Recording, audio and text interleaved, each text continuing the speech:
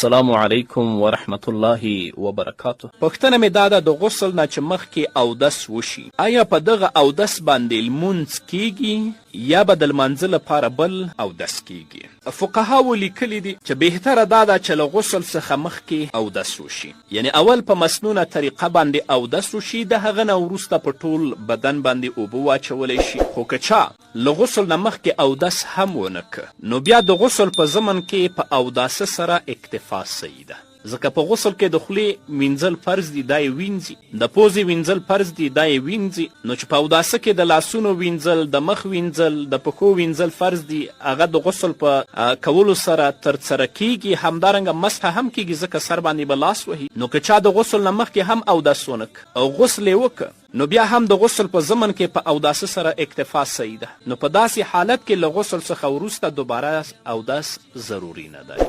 که چا د غسل نه مخکې هم اودس کړی وي، غسل یې کړی وي، د دې نه وروسته چې لمونځ کوي دوباره اودس ته ضرورت نشته. همدارنګه کې د غسل نه مخکې اودس نه وي کړی، د غسل په ضمن کې د ده اودس ترسره کیږي، بیا هم له دې نه وروسته د ده لپاره د اودس کولو ضرورت نشته دی.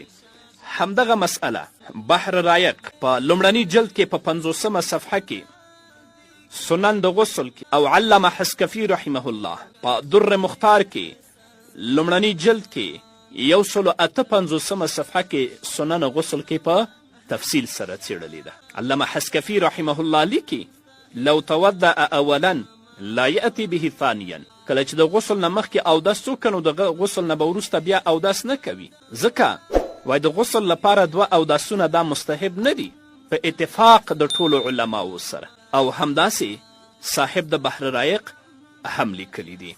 اما که چیرته مجلس مختلف شي یا د دیو ترمنځ فصل په صلات سره راشي، مانځه سره، نو بیا اودس کول مستحب دي.